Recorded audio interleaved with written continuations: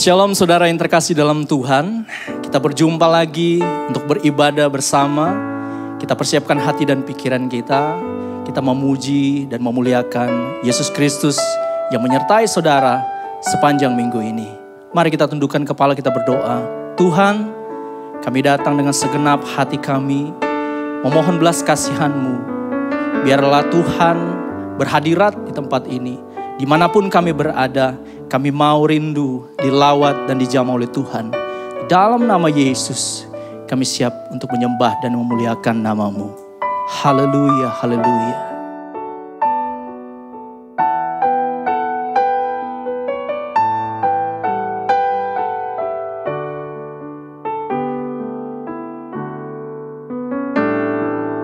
Kau hiasi kehidupanku dengan kemurahan-Mu. Kau rancangkan masa depanku penuh dengan harapan. Aku ada saat ini, semuanya karena kasih-Mu. Aku hidup hari ini, semua berkat kemurahan-Mu. Terima kasih Yesus, Engkau sangat baik, teramat baik bagiku.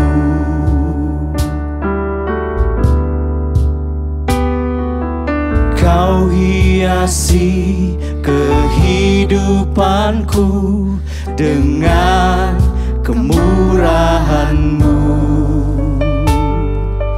Kau rancangkan masa depanku penuh dengan harapan. Aku ada saat ini, semuanya karena kasih-Mu.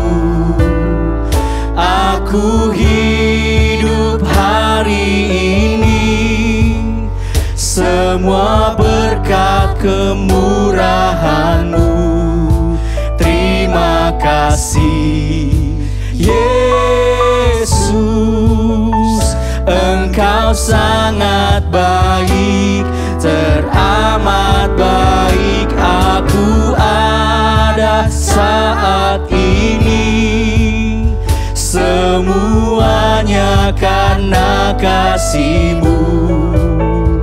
Aku hidup hari ini, semua berkat kemurahan-Mu. Terima kasih Yesus, Engkau sangat baik, teramat baik bagiku.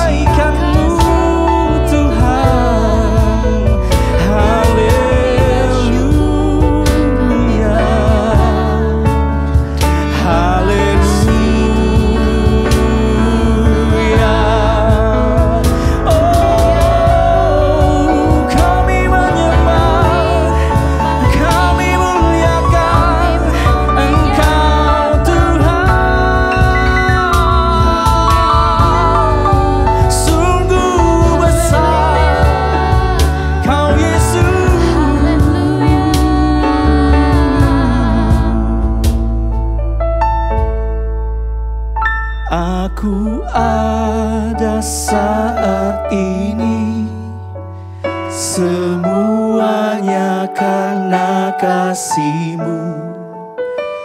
Aku hidup hari ini, semua berkat kemurahan-Mu. Terima kasih Yesus, Engkau sangat baik, teramat baik. Aku ada saat ini, semuanya karena kasih-Mu. Aku hidup hari ini, semua berkat kemurahan-Mu. Terima kasih Yesus, Engkau sangat baik, teramat baik bagiku. Terima kasih Yesus, Engkau sangat baik, teramat baik bagiku. Terima kasih Yesus, Engkau sangat baik, teramat baik bagiku. Haleluya, puji Tuhan. Hari ini kita sama-sama memuji dan memuliakan nama Tuhan. Mari kita angkat satu pujian, ajaib Engkau Tuhan.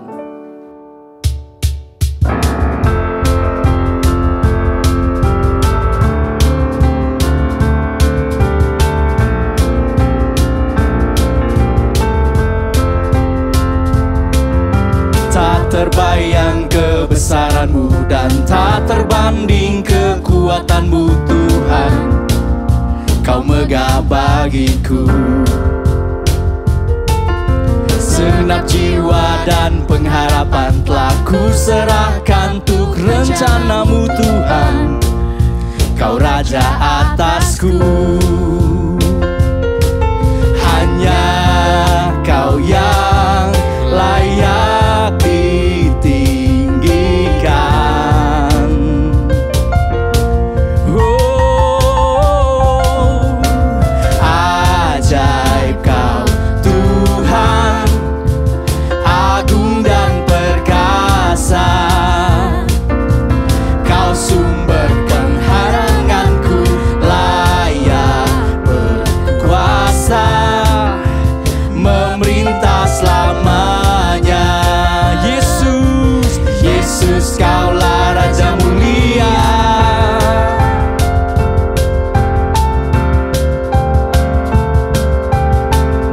Haleluya, Yesus. Mari katakan, tak terbayang kebesaran-Mu dan tak terbanding kekuatan-Mu Tuhan. Kau megah bagiku. Oh, segenap jiwa dan pengharapan telah ku serahkan untuk rencana-Mu Tuhan.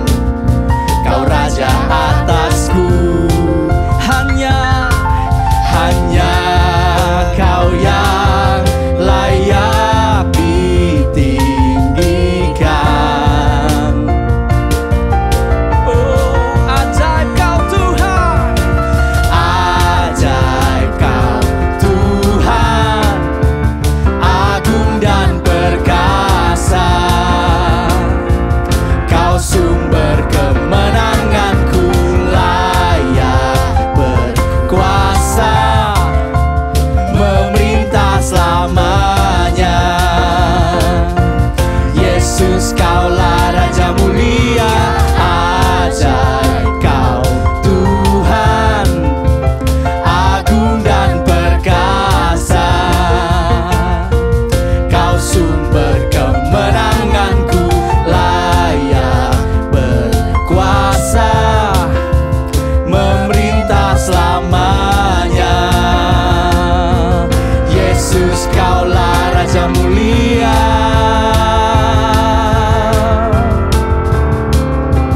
Raja mulia.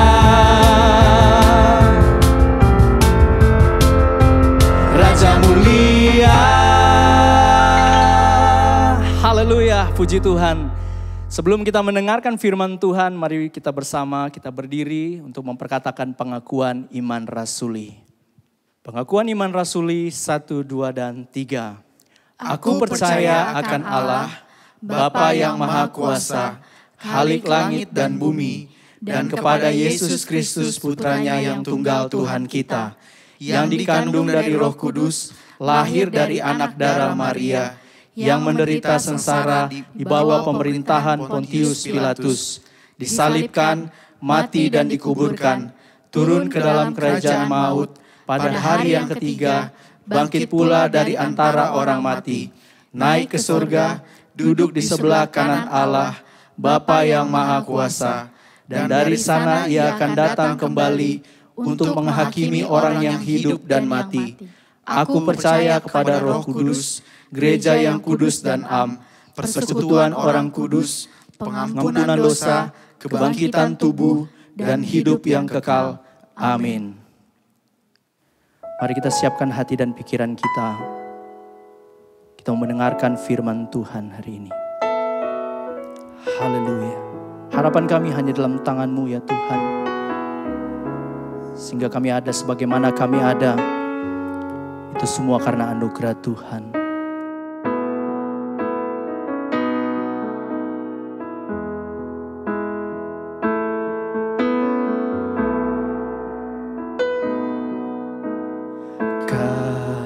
Kasih-Mu, karya-Mu nyata dalamku.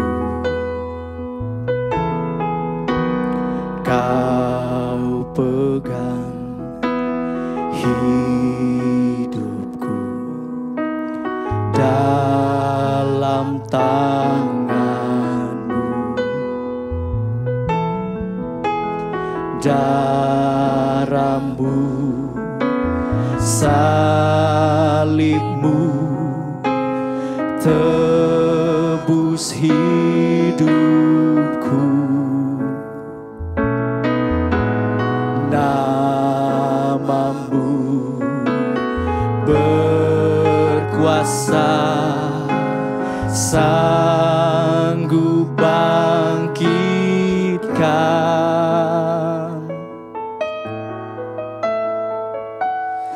Harapanku di dalam-Mu, hanya Kau Yesus kuatku. Ku percaya, ku aman dalam-Mu.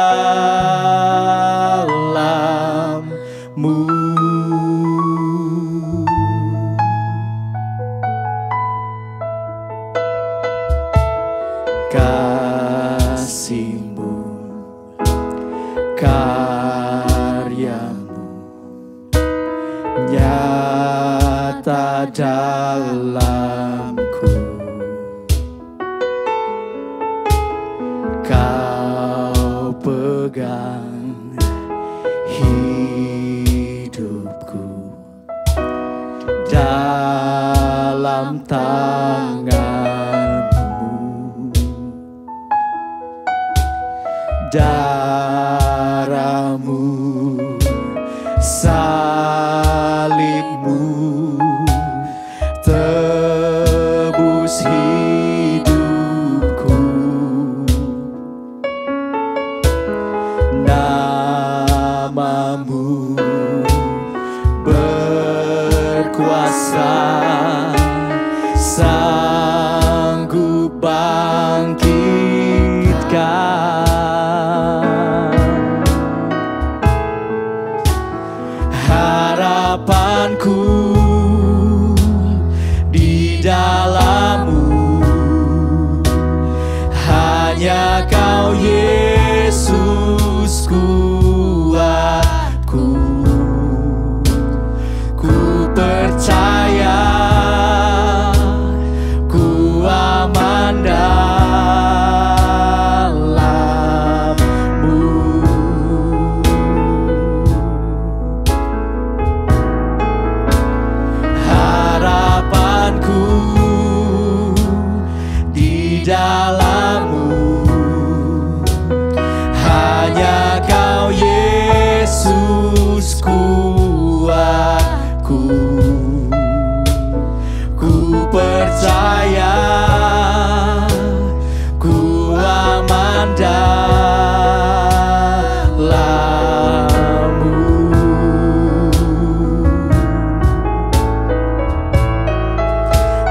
pernah gagal.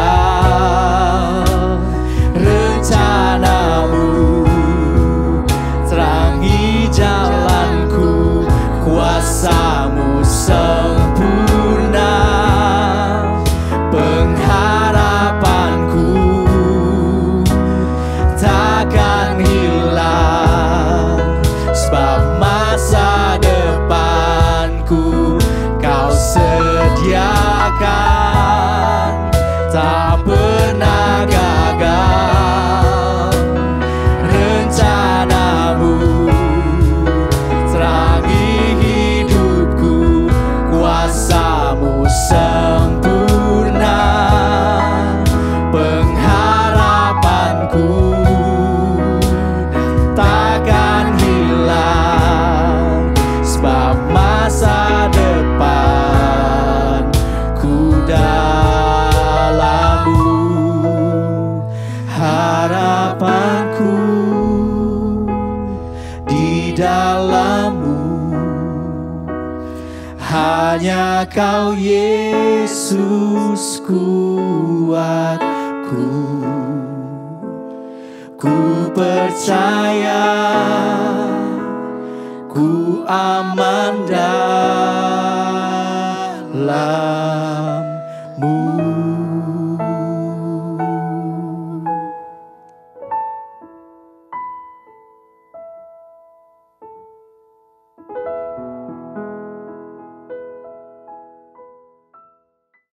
Mari kita berdoa.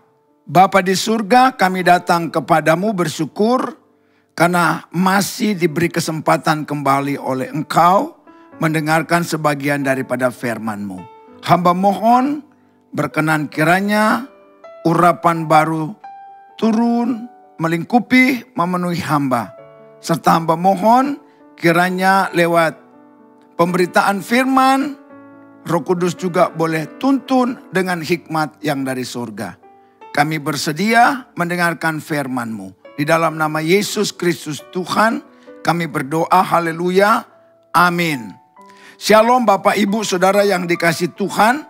Pada kesempatan ini saya akan menyampaikan firman Tuhan dengan mengangkat sebuah tema, pertahankanlah berkat abadi.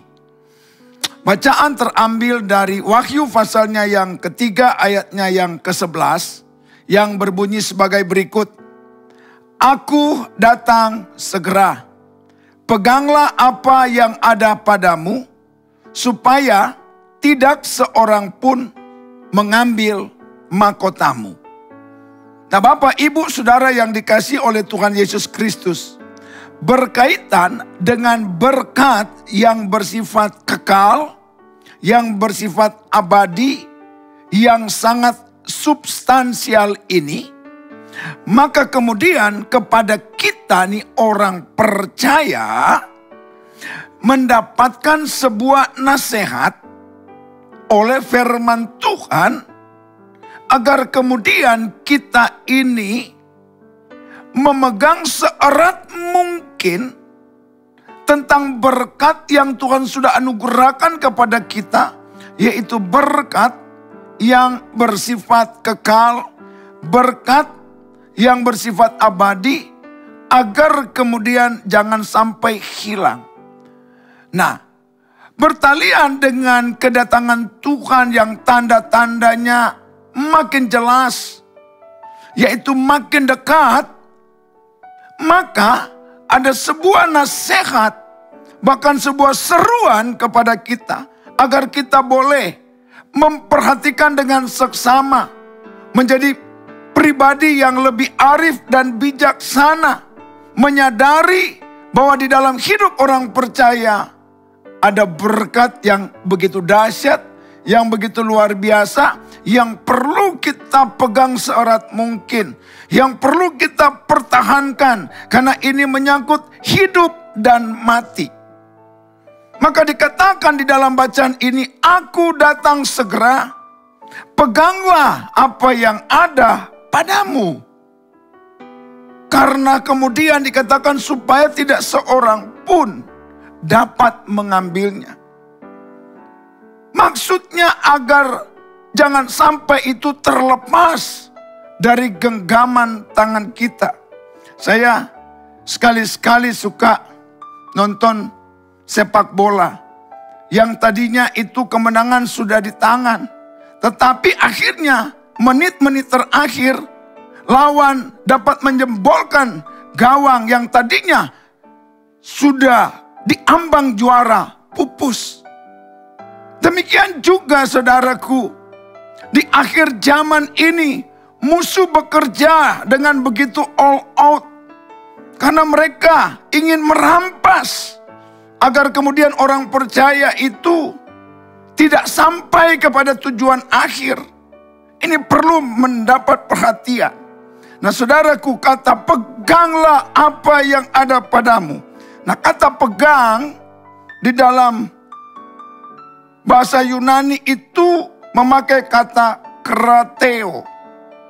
Yang artinya itu menghalangi. Yang arti lain itu menyatakan tetap ada. Arti lain itu menahan. Jadi untuk kita mempertahankan agar berkat abadi ini tetap ada, itu perlu sebuah tekad yang kuat, sebuah perjuangan. Namun apa yang menjadi pertanyaan kita semua tentang apa sih berkat yang bersifat kekal yang dimaksudkan agar kemudian kita pegang dengan erat, jangan sampai dia lepas. Saya ingin mengajak saudara untuk membaca firman Tuhan terambil dari 1 Korintus pasal 13 ayatnya yang ke-13 yang berbunyi sebagai berikut. Demikianlah tinggal ketiga hal ini, yaitu pertama iman, yang kedua pengharapan, dan yang ketiga adalah kasih. Saudara, dari rangkaian berkat-berkat Tuhan yang banyak, sepertinya mengalami penyaringan. Sampai akhirnya yang dianggap penting, bahkan terpenting dari semua yang penting itu ada 3. Dan inilah harus dipegang oleh orang percaya. Yang pertama dikatakan iman. Yang kedua dikatakan pengharapan. Dan yang ketiga adalah kasih. 3 kata ini sangat erat kaitannya. Tidak boleh salah satu itu harus terlepas. Tidak boleh salah satu hilang. Sebab jika satu hilang, dapat mungkin untuk ketiga-tiganya hilang. Nah kita coba masuk dalam pokok pembahasan. Ketiga hal itu yang pertama adalah iman. Melalui tulisan Rasul Paulus dalam surat Korintus. Yang dimaksud oleh penulis kitab Wahyu, mari pegang dengan erat agar jangan sampai hilang. Yang dimaksud pertama, iman itu tidak boleh hilang. Kalau iman itu hilang, maka tidak mungkin kita akan sampai ke tempat yang olehnya menjadi satu kerinduan kita, tinggal bersama dengan Tuhan Yesus di surga yang kekal. Perhatikan bacaan mengenai iman ini. Saya ambil dari Lukas pasal 18 ayat 8. Aku berkata kepadamu, ia segera membenarkan mereka. Akan tetapi, jika anak manusia itu datang, jika Yesus datang kedua kali, perhatikan baik, adakah ia mendapati iman di bumi? Kedatangan Tuhan Yesus yang kedua kali erat kaitannya dengan yang pertama itu iman. Iman itulah yang menjadikan kita berkenan kepada Allah? Jika mengacu kepada surat Ibrani pasal yang ke-11 ayatnya yang ke-6. Dikatakan oleh iman itulah menjadikan kita orang-orang yang berkenan kepada Allah. Saya bacakan Ibrani 11 ayatnya yang ke-6. Tetapi tanpa iman tidak mungkin orang berkenan kepada Allah. Sebab barang siapa berpaling kepada Allah, ia harus percaya bahwa Allah ada. Dan bahwa Allah memberi upah kepada orang yang sungguh-sungguh mencari Dia. Dikatakan tanpa iman tidak mungkin seorang berkenan kepada Allah. Siapakah Allah itu? Dialah Yesus yang datang ke dalam dunia ini dengan memberikan kemurahan yang besar. Dan kita sebagai manusia meresponinya dengan iman, yaitu melalui mulut kita mengaku dan hati kita percaya bahwa Yesus Kristus adalah Tuhan. Itulah yang menjadikan kita bisa berkenan untuk menjadi bagian dari anggota warga negara kerajaan Allah. Jadi keluarga besar sorgawi. Dan ini tidak boleh hilang. Ini menjadi tugas kita yang terus menerus kita perjuangkan, kita pertahankan. Jangan sampai pupus. Maka kemudian oleh ilham Roh Kudus, maka Paulus menuliskan ini. Dari sekian banyak berkat-berkat Tuhan, Paulus pada kesimpulan tinggal yang 3. Yang lain boleh hilang, materi boleh hilang, istri boleh hilang, suami boleh hilang, dan mereka juga satu saat pernikahan itu akan dipisahkan. Tinggal siapa yang pergi duluan. Nah, yang menjadi tugas pokok kita, apakah kita tetap mempertahankan iman ini? Karena lagi-lagi saya katakan, ketika anak manusia itu datang kedua kali, dia tidak datang dan bertanya, "Hai pendeta, kemana saja kamu berkhotbah?" Dia tidak bertanya, "Hai jemaat, berapa besar sumbangsimu kepada gereja?" Tuhan tidak tanya hal-hal begitu. Tapi yang dia lihat, yang dia cari, dia ingin mendapati orang-orang percaya di dalam kondisi kesulitan apapun, dalam situasi apapun.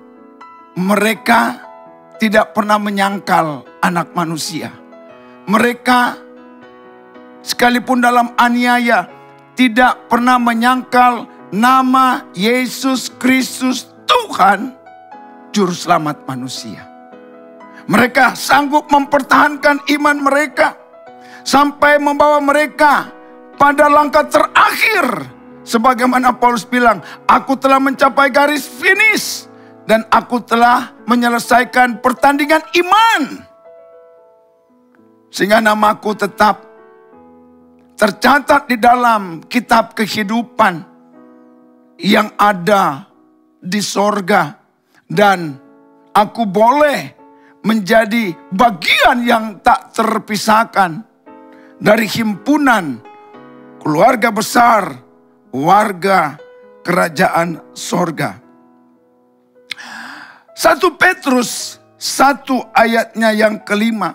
Di sana dikatakan kurang lebih kalimatnya, oleh imanlah kita terpelihara melalui kekuatan Allah. Sementara kita menanti keselamatan yang tersedia pada akhir zaman. Kita hidup di masa yang makin lama kian lama kian sulit. Tetapi iman itulah yang memungkinkan kita tetap terpelihara melalui kekuatan Allah katanya. Sementara kita menanti di mana waktu tiba untuk kita dijemput oleh mempelai sorgawi. Kita layak disandingkan gereja sebagai mempelai Kristus dan boleh masuk dalam satu pesta akbar. Nah, oleh karenanya, mari kita perhatikan saudaraku. Iman itu sesuatu yang sangat substansial. Yang memiliki nilai yang luar biasa. Ketimbang kemewahan yang disuguhkan oleh dunia. Mari perhatikan saudaraku. Saya akan bacakan kembali surat Roma pasalnya yang ketiga ayatnya yang ke-28. Masih bertalian dengan iman. Dikatakan sebagai berikut.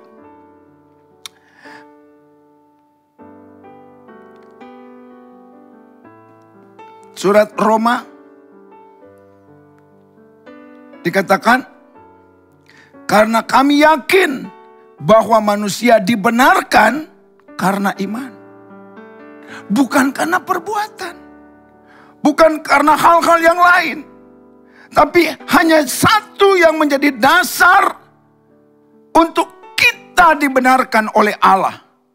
Yaitu ketika kita percaya dengan hati, kita mengaku dengan mulut. Itulah bagian daripada sebuah representasi iman yang menjadi dasar pokok kita. Bahwa manusia dibenarkan oleh Tuhan. Kita sekarang bukan orang benar. Tetapi Allah membenarkan kita. Karena kita mau percaya kepada Yesus Kristus yang menjadi Tuhan dan Juru Selamat kita. Nah, ini yang menjadi poin pertama yang dapat menjadi sebuah alasan agar jangan sampai hilang. Emang iman bisa hilang? Ya menurut saya. Saya memberikan beberapa ilustrasi. Ya, kadang saya suka membaca di tulisan-tulisan mobil truk. Ada tulisan begini, iman gugur karena cinta.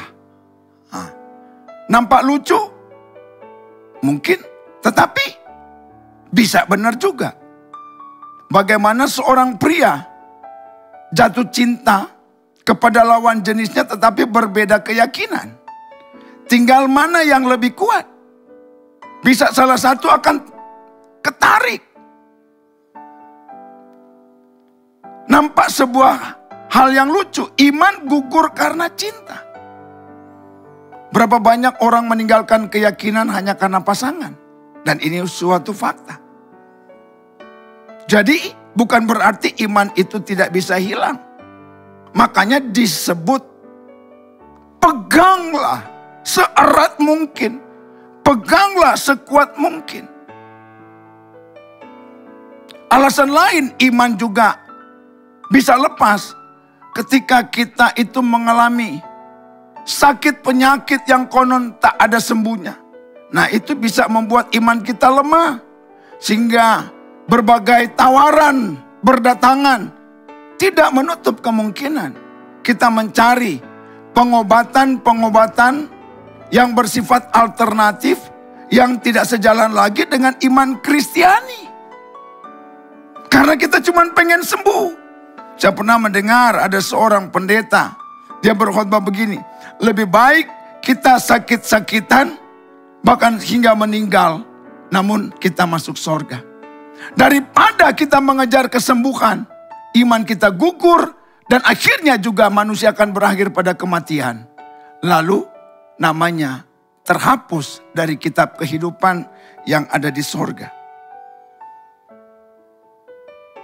Alasan ketiga juga dapat membuat iman itu gugur. Saudara, itu bicara tentang jabatan. Bicara tentang materi.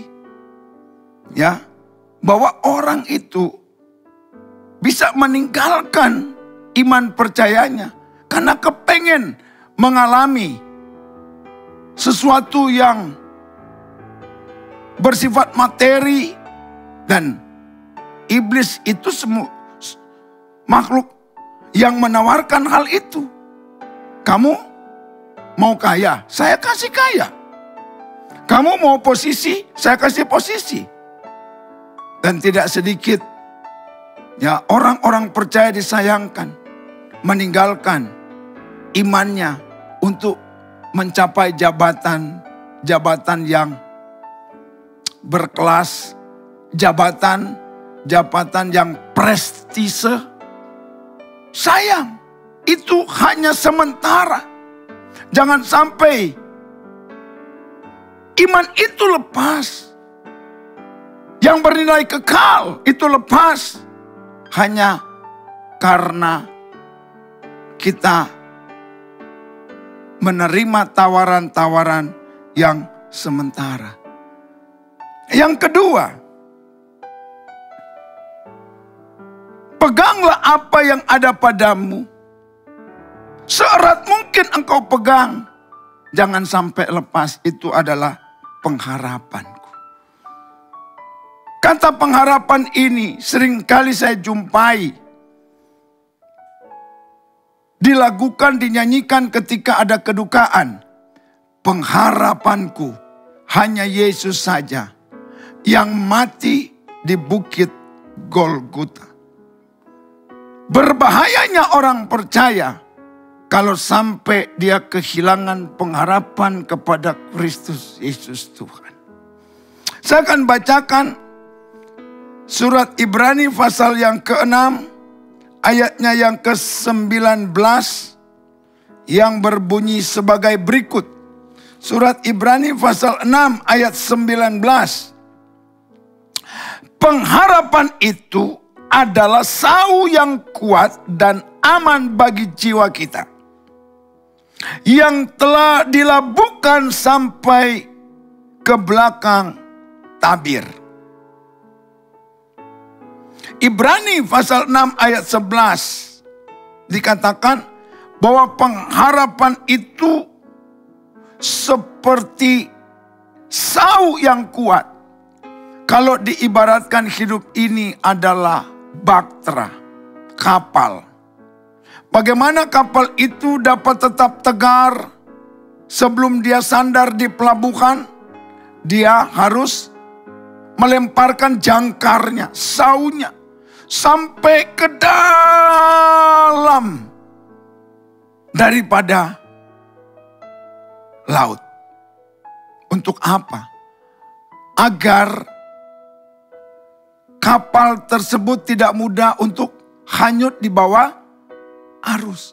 Pengharapan itu yang akan membuat kita tidak mudah terlibas oleh arus dunia yang menghantam, membanjiri berbagai tawaran yang kadang menghipnotis kita, yang membuat kita tidak pernah puas.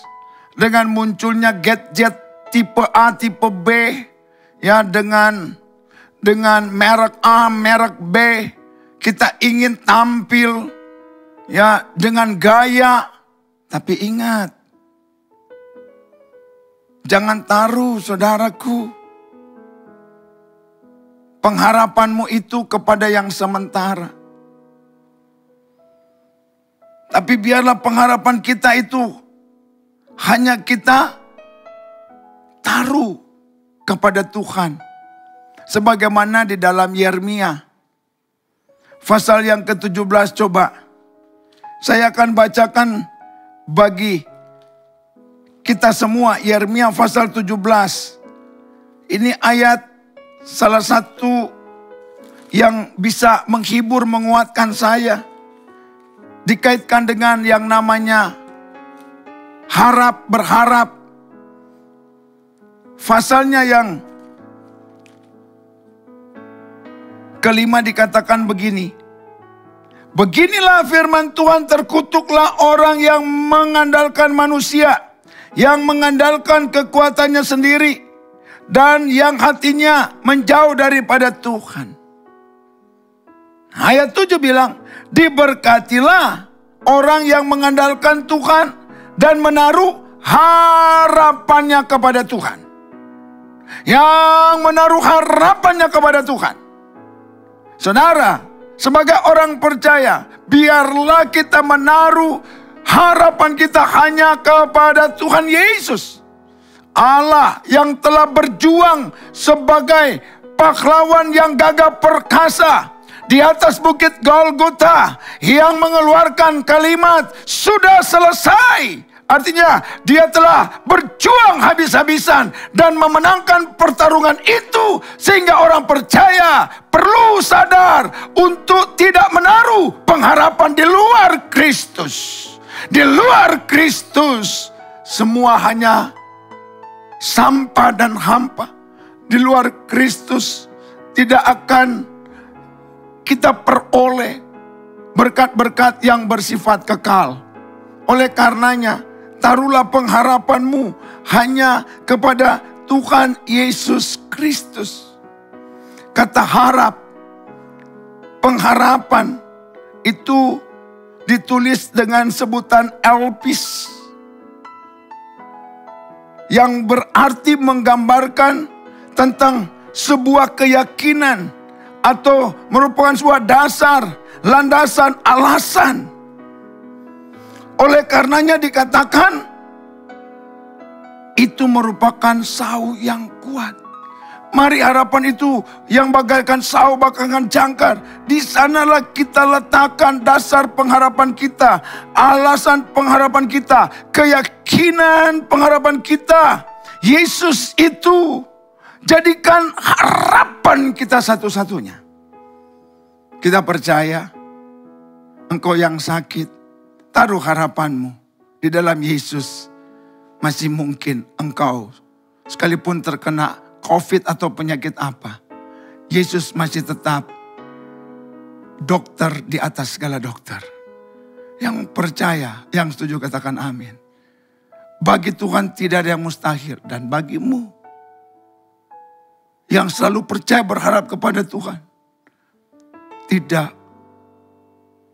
ada yang mustahil. Bahwa Tuhan tempat kita taruh pengharapan kita. Mari, di dalam Kolose pasal 1 ayat 23 dikatakan, jangan sampai pengharapanmu itu bergeser. Perhatikan, dikatakan, jangan sampai pengharapan kita bergeser kepada hal-hal yang lain. Biar kita tetap menaruh harap kepada Tuhan Yesus. Demikian juga di dalam ayat 27 dari Kolose 1 yang berbunyi, Kristus pengharapan kita. Nah, karena Kristus pengharapan kita itu yang harus kita pegang seerat mungkin. Lalu kita masuk pembahasan yang ketiga. Peganglah apa yang ada padamu, agar jangan sampai hilang, agar jangan sampai direbut. Nah, karena itu berhubungan dengan mahkota kehidupan yang disediakan Allah bagi orang percaya yang mampu menyelesaikan pertandingan iman dengan baik. Walaupun saudaraku harus melewati berbagai situasi, kondisi yang kadang-kadang sepertinya kita tidak kuat. Silakan Anda boleh tidak kuat. Tapi jangan sampai kita kehilangan harapan. Dan ketiga, kasih. Ketika kasih kita kepada Kristus hilang, harapan hilang. Ketika harapan hilang, iman pun gugur. Jadi salah satu ini, setelah melewati sebuah proses penyaringan yang ketat, maka muncullah surat Korintus ini yang dikaitkan dengan wahyu. Peganglah apa yang ada padamu. Apakah itu? Iman, pengharapan, dan kasih. Saya ingin contohkan saudara, untuk kita melihat firman Tuhan dalam kitab Ayub pasal yang kedua, ayatnya yang keempat. Coba perhatikan baik-baik, ini adalah jemaat yang luar biasa sebenarnya. Ayat 4 dari Wahyu pasal 2. Namun demikian aku mencela engkau, karena engkau telah meninggalkan kasih-Mu yang semula. Ini jemaat yang ada di Efesus.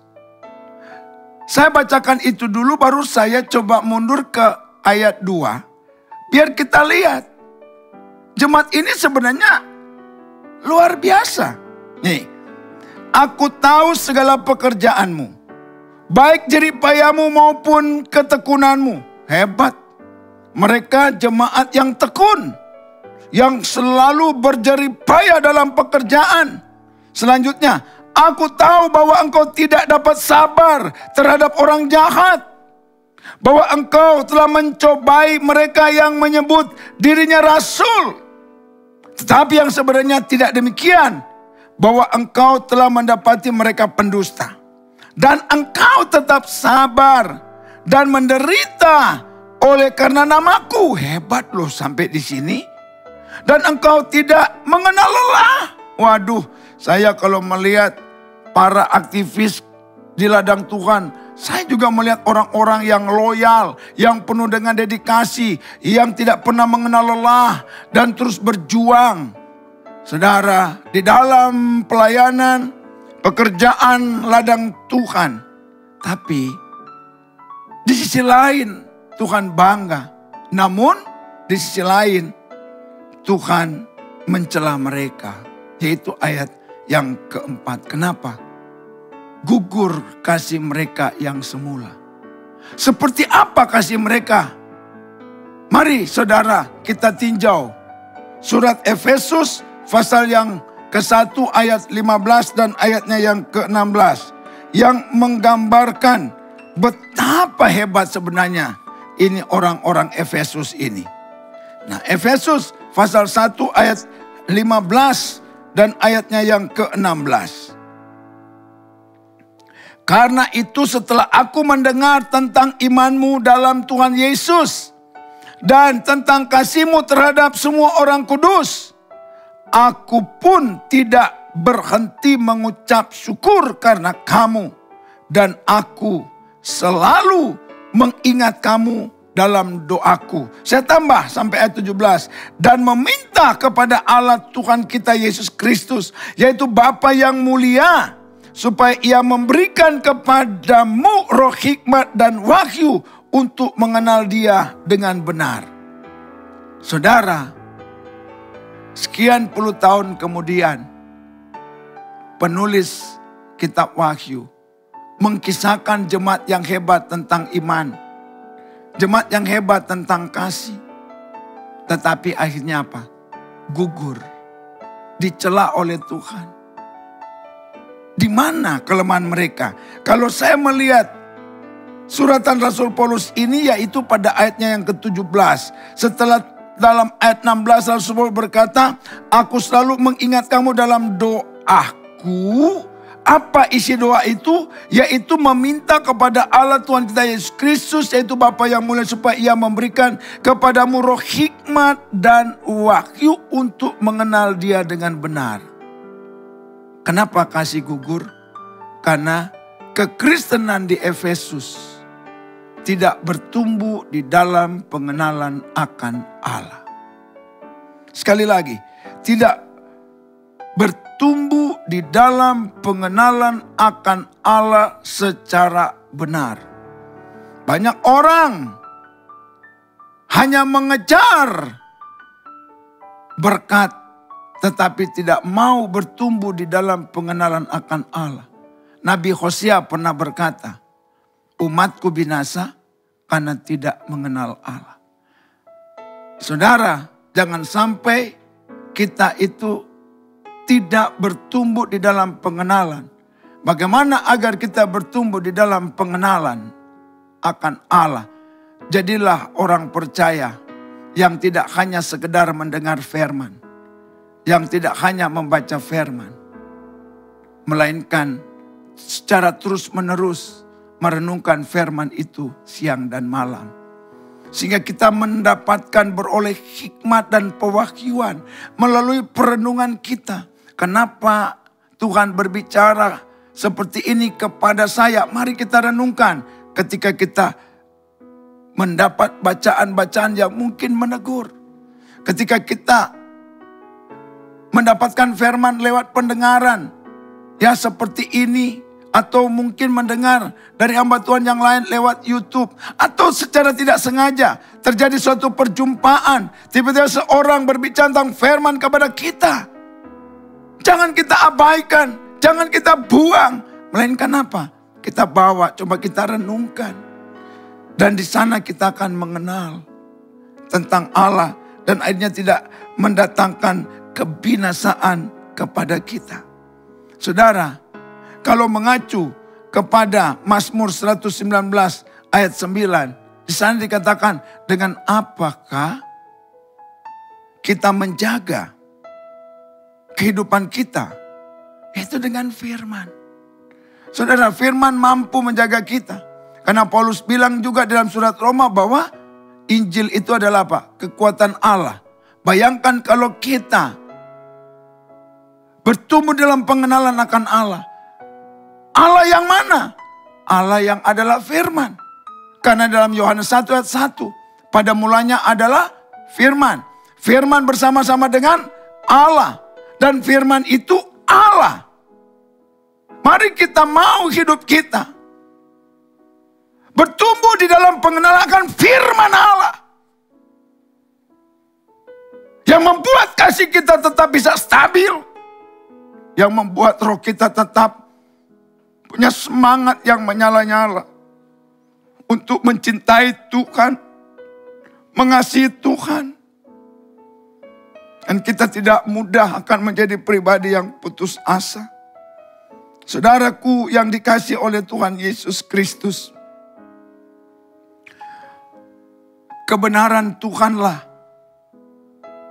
yang mampu untuk membuat kita dapat memegang dengan teguh.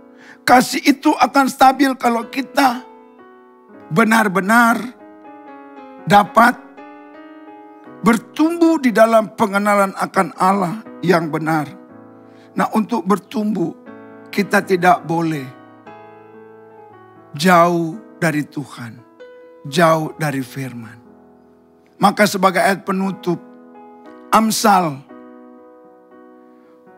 pasal 23 ayat 23 dikatakan, belilah kebenaran dan jangan menjualnya. Artinya apa? Untuk kita bisa bertumbuh dalam pengenalan akan Allah melalui kitab Amsal, beli kebenaran artinya mau bertumbuh berani bayar harga.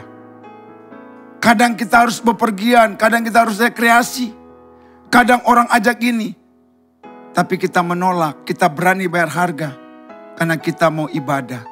Karena kita mau mendengar firman. Karena kita mau baca firman. Buat apa kita senang sesaat, namun kita kehilangan berkat yang bersifat ilahi. Berkat duniawi terus merayu kita, membujuk kita, agar kita menjauhi berkat sorgawi, berkat yang ilahi. Kiranya saudara boleh disegarkan lewat firman ini. Kiranya saudara boleh mendapat pencerahan melalui firman ini. Kiranya saudara boleh mendapat pembekalan lewat firman ini. Menjadi satu paket berkat di minggu pertama memasuki bulan Juli tahun 2020. Tuhan Yesus memberkati kita sekalian. Haleluya. Amin. Mari kita tundukkan kepala, kita akan berdoa. Bapa di surga, kami bersyukur, berterima kasih oleh anugerah-Mu kami boleh dengarkan firman. Meteraikan firman-Mu yang melingkupi kebenaran. Agar boleh tertanam, tertancap di dalam hati batin kami yang terdalam. Menjadi berkat yang permanen hingga kekal selama-lamanya. Tolong kami, Roh Kudus, agar kami menjadikan firman itu berkat terindah di hidup kami. Untuk kami terus renungkan dan praktekkan di dalam kehidupan kami. Terima kasih. Pada kesempatan ini kami juga mau bersehati berdoa untuk negara kami yang sedang berjuang seantero dunia karena kehadiran virus corona yang berkepanjangan. Tolonglah agar bapak-bapak pemimpin kami ini diberikan hikmat dan pewahyuan, agar mereka boleh dituntun bagaimana bisa mendapatkan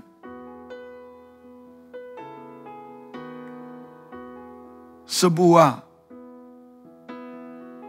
hikmat untuk bisa membawa negeri ini boleh masuk dalam suatu masa di mana pandemi ini bisa semakin dapat ditekan, bukan dapat meluas dari kota ke kota. Tuhan, roh takut akan Tuhan juga kiranya mewarnai pemimpin-pemimpin kami dari tingkat pusat sampai ke daerah. Baik yang di legislatif, yudikatif, terlebih pokok para eksekutif yang menjalankan roda pemerintahan ini. Biar Tuhan yang menolong. Berkati bangsa kami, berkati pemimpin kami dengan hikmat yang dari Engkau. Kami berdoa untuk kota di mana Tuhan tempatkan kami, DKI Jaya. Biarlah makmur DKI Jaya. Biarlah Tuhan tolong gubernur kami, wakil gubernur, serta seluruh aparatur Pemprov dalam hal menangani pandemi ini serta membuat agar ekonomi Jakarta, keberadaan Jakarta semakin baik dan semakin membaik, yang menjadi harapan oleh karena kami berdoa di dalam nama Tuhan Yesus Kristus. Tolong juga gereja-gereja dengan segala peran mereka agar tidak keluar dari norma-norma visi misi Kristus, yaitu hadir untuk menjadi terang dan menjadi garam, dan boleh semakin menopang pemerintah untuk menciptakan suatu suasana situasi yang semakin kondusif. Gereja hadir untuk menjadi alat daripada berkat Tuhan di kota, di negeri, dan dimanapun berada. Kami juga doa untuk sinode gereja Bethel Tabernakel. Tuhan tolong bapak-bapak pemimpin kami di tingkat pusat, tingkat daerah, dan tingkat wilayah. Walaupun situasi seperti ini, biarlah mereka tetap menjalankan tugas sebagai pemimpin yang memimpin kami ini. Dan kami sebagai anggota boleh juga dapat mau untuk dipimpin oleh para pemimpin kami. Program mereka dan apa yang sedang mereka kerjakan kiranya mendapat perkenanan dan diberkati Tuhan. Dan akhirnya hamba doa untuk gereja yang oleh Tuhan percayakan hamba sebagai gembala. Gereja Bethel Tabernakel, House of Miracle. Baik yang ada di Kelapa Gading maupun yang ada di Bekasi. Biarlah kiranya kami dapat juga menjadi jemaat yang diberkati Tuhan. Jemaat yang dijauhkan dari hal-hal yang tidak kami inginkan. Kami berdoa agar kami pun dapat kembali dapat beribadah di era new normal ini. Kami akan memikirkan dan mengambil satu kebijakan.